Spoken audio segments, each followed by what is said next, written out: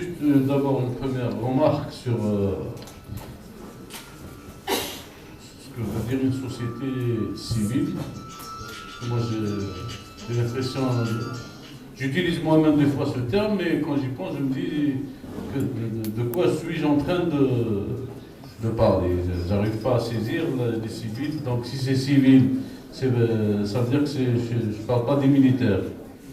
Si je ne parle pas des militaires, ça veut dire que tout ce qui n'est pas militaire fait partie de la société civile. Donc il faudrait qu'on nous explique et qu'on s'entende nous-mêmes sur de quoi parle-t-on quand on parle de société civile. Donc ça, c'est juste une remarque.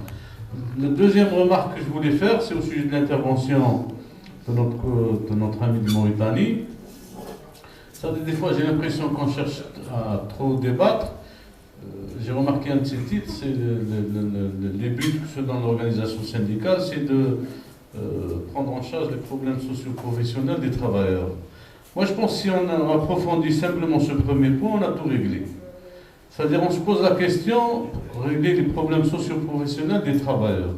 Première question qu'on doit se poser, des seuls travailleurs affiliés à l'organisation syndicale, ou bien des travailleurs de façon générale.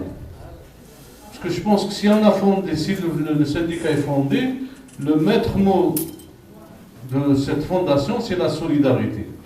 Maintenant, s'il faut qu'on décide de dire que la solidarité ne peut intervenir que dans un domaine précis, et il faut faire attention, il ne faut pas qu'elle sorte ce domaine-là, je pense qu'on n'est pas en train de parler de la même chose.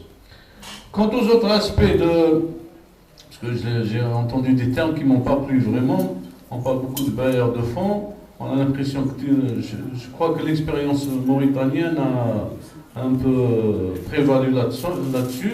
Je pense qu'il y a maintenant beaucoup de pays qui ne dépendent pas des bailleurs de fonds, et ce n'est pas à cause de cela que leur politique a changé par rapport à d'autres pays qui dépendent des bailleurs de fonds.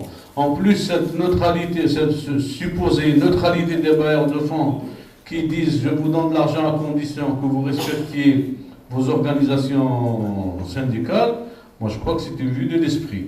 Sinon, on n'en serait pas là où on est. En plus de là, intervenir à dire l'organisation syndicale qui doit créer, je sais pas, sa propre pharmacie, son propre marché, moi je pense qu'on fait complètement fausse route. C'est là, parce que d'un moment, vous dites en même temps qu'il faut laisser aux partis politiques, disons, leur domaine, puis après vous dites, mais il faut qu'on crée, nous, des pharmacies, des marchés, pour prendre en charge les besoins des travailleurs, alors que ça doit être la mission d'autres institutions qui n'ont rien à voir avec le syndicat. En plus, faites attention, si on accepte nous-mêmes de jouer ce rôle-là, je pense que ça ne peut que nous détruire. Nous, on a une petite expérience en Algérie.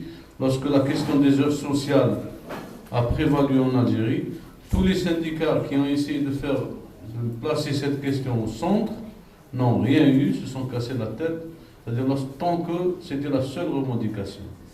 Je pense que la question des heures sociales, la question de comment utiliser l'argent, récupérer l'argent des syndicats, comment le faire fructifier, comment permettre à chacun disons, de satisfaire à des besoins, ça n'a rien à voir avec le rôle, je pense, des organisations syndicales. Et merci. شكرا.